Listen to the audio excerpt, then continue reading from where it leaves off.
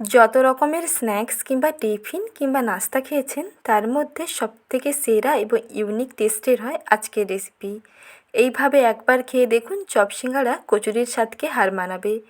Chop সিঙ্গাড়া কচুরি খাওয়া ভুলে শুধু এটাই খেতে চাইবেন। বাড়ির ছোট থেকে বড় সবার দেখবেন ভীষণ পছন্দ হবে। বাড়িতে সুজি আর আলু থাকলে চটজলদি এইভাবে একবার টিফিনটাকে বানিয়ে দেখুন। একবার খেলে এর ভক্ত হয়ে যাবেন, বারবার এটা খাওয়ার বাহানা খুঁজবেন।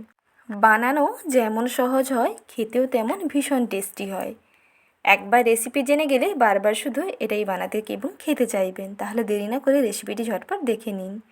প্রথমেই কড়াইতে দিয়ে দিলাম 1 চামচ সাদা তেল। তার মধ্যে দিয়ে দিচ্ছি 1/2 চামচ গোটা জিরে ফোড়ন, সঙ্গে দিচ্ছি অল্প একটু আদা বাটা, সঙ্গে দিচ্ছি অল্প একটু রসুন বাটা। আদা ও রসুনটাকে জিরের সঙ্গে একটুখানি সময় ভেজে নিতে হবে। আদা রসুনের কাঁচা গন্ধটা চলে গিয়ে যখন একটা ভাজা ভাজা স্মেল ছাড়বে, তখন এর মধ্যে দিয়ে দিতে হবে 1 কাপ সুজি। সুজিটাকে আদা রসুন এবং জিরের সঙ্গে ঠিক একইভাবে মিনিট 2-3 সময় নিয়ে একটু ভেজে নিতে হবে। তাহলে এর টেস্টটা দেখবেন দুর্দান্ত হবে। সুজিটাকে কাঁচা অ্যাড না করে এইভাবে একটু ভেজে নিলে এর সেন্ট এবং টেস্ট বেশ ভালো হয়।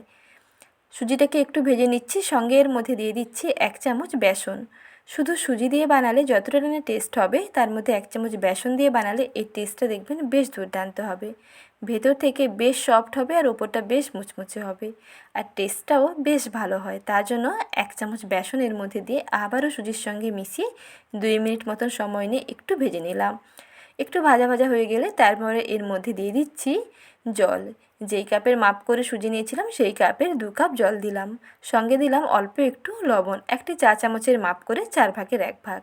লবণটা দিয়ে কিছুক্ষণ পর্যন্ত রান্না করে নিয়ে একটা সুজির সফট ডো রেডি করে নিচ্ছি।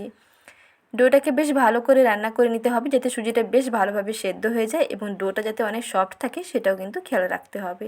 তার জন্য এইরকম নরম পাগের করে ডোটা বানাতে হবে, কারণ এটা ঠান্ডা হয়ে যাওয়ার পরে কিন্তু অলরেডি বেশ শক্ত হয়ে যাবে কিংবা জমাট হয়ে যাবে। তাই এই পর্যায়ে এটাকে একটা প্লেটের মধ্যে নামিয়ে একটুখানি সময় ঠান্ডা করে নিচ্ছি। হাত দিয়ে মেখে নেওয়া যাবে, এইভাবে একটু ঠান্ডা করে নিন। একটু চামচ দিয়ে এইরকম দেখুন প্রেস করে দিয়ে প্লেটটাতে ভালো করে ছড়িয়ে দিলাম, তাড়াতাড়ি ঠান্ডা হয়ে যাবে। এখন এর মধ্যে মিশিয়ে নিচ্ছি একটা সেদ্ধ আলু। আলুটাকে একটা গ্রেটার দিয়ে গ্রেট করে নিচ্ছি, তাহলে সুজির মধ্যে ভালোভাবে মেশানো যাবে। একটা ছোট ফুটোওয়ালা গ্রেটার দিয়ে সেদ্ধ করে নেওয়া আলুটাকে এইভাবে একটু ম্যাশ করে বা গ্রেট করে দিয়ে দিলাম। তারপরে একে একে আরও কিছু উপকরণ এর সঙ্গে মিশিয়ে নেব। প্রথমে দিয়ে দিচ্ছি রেড চিলি ফ্লেক্স। এখানে কাঁচা লঙ্কাও অ্যাড করতে পারেন, তবে চিলি ফ্লেক্স দিলে দেখতেও ভালো লাগবে, টেস্টটাও বেশ ভালো হবে। সঙ্গে দিলাম ধনেপাতা কুচি 1 মুঠো আর অল্প একটু গোলমরিচের গুঁড়ো, আর দিচ্ছি ম্যাগি মশলা। সব কিছুকে দিয়ে ভালো করে সুজির সঙ্গে মিশিয়ে নিতে হবে। আর সঙ্গে অল্প একটু নুন ও চিনিটা দিয়ে দিলাম। যেহেতু এর মধ্যে একটা সেদ্ধ আলু দেওয়া হয়েছে, সামান্য অল্প একটু নুন এবং সামান্য অল্প একটু চিনি দিয়ে দেওয়াতে এর ব্যালেন্সটা দেখবেন দুর্দান্ত হবে। টেস্টটা বুঝে দেবেন। যদি সুজিতে রান্না করার সময় নুনের পরিমাণ বেশি থাকে, তাহলে এখানে কিন্তু নুনটা স্কিপ করবেন। একটু অল্প চিনি দিয়ে ভালো করে মিশিয়ে নেবেন। তারপরে দেখুন ভালো করে মিশিয়ে নেওয়ার পরে অল্প একটু তেল এর মধ্যে অ্যাড করলাম। সামান্য অল্প একটু সাদা তেল দিয়ে দেওয়াতে হাতের মধ্যে আর একটুও কিন্তু চিটচিটে ভাবটা একটুও লাগবে না, হাতের মধ্যে একটুও স্টিক করবে না, আর ডোটা মাখানো অনেক সহজ হয়ে যাবে আর অনেক মসৃণও হবে। এইভাবে পুরো ডোটাকে প্রথমে রেডি করে নিতে হবে। মাখানো ভালোভাবে হয়ে গেলে তারপরে হাতে অল্প অল্প করে তেল মেখে নিয়ে এইভাবে ডো থেকে অল্প অল্প অংশ নিয়ে টিক্কি কিংবা টিকিয়ার শেপে রেডি করে নিচ্ছি। আপনারা আপনাদের পছন্দ মতো যে কোনো শেপে এটা বানাতে পারেন, তবে সবথেকে সহজ হয় যদি এইভাবে বানিয়ে নেওয়া যায়। এই রকম গোল গোল টিক্কিগুলো বানাতে কোনো ঝামেলা নেই, খুব সহজে অল্প করে ডো থেকে অংশ নিয়ে হাতের মধ্যে প্রথমে একটু গোল করে নিন, তারপরে একটু চ্যাপ্টা করে সাইডগুলোকে একটু মসৃণ করে নিন বা শেপটা ঠিকঠাক করে দিয়ে নিলেই সহজেই রেডি হয়ে যাবে দারুণ স্বাদের সুজি আলুর টিক্কি। এক এক করে সমস্ত টিক্কিগুলোকে রেডি করে নিয়েছি।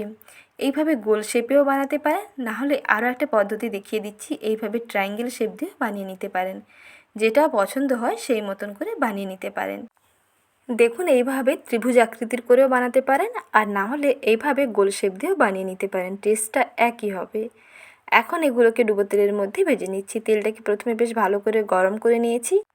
তেলটাকে মিডিয়াম টু হাই হিটে প্রথমে গরম করতে হবে, তারপরে এগুলোকে তেলের উপরে দেওয়াতে দেখবেন আর কড়াইতেও আটকে যাবে না কিংবা একটার গায়ে একটা লেগেও যাবে না, সহজে সাইডগুলো প্রথমে ভাজা হয়ে যাবে। তারপরে গ্যাসের ফ্লেমটাকে একেবারে মিডিয়াম টু লোতে করে দিন, মিডিয়াম টু লো ফ্লেমে। তারপরে সময় নিয়ে ভাজলে ভেতর থেকে খুব সুন্দর ভাজা হবে আর ওপরটা দেখবেন অনেক ক্রিস্পি হবে। আর এগুলো তেলে ভাজার পরে অনেকটা বেশি ফুলকো ফুলকো হয়ে যাবে, ভেতর থেকে বেশ ফুলকো হবে, ওপরটা মুচমুচে হবে, বেশ টেস্টি হয়। একবার এই পদ্ধতিতে বানিয়ে দেখুন, একটি খেলে আর একটি খেতে চাইবেন। আর কাউকে খাওয়ালে তো সবাই রেসিপি জানতে চাইবে, সঙ্গে প্রশংসা করতে থামবে না। তাহলে বন্ধুরা, বাড়িতে এরপর থেকে সুজি আর আলু থাকলে চটজলদি এই স্ন্যাক্স কিংবা টিফিনটা বানিয়ে দেখুন, একবার খেলে এর ভক্ত হয়ে যাবেন। আর সহজ রেসিপিগুলো পাওয়ার জন্য বেল আইকনটি প্রেস করে রাখবেন, সঙ্গে লাইক শেয়ার এবং সাবস্ক্রাইব করবেন। ধন্যবাদ।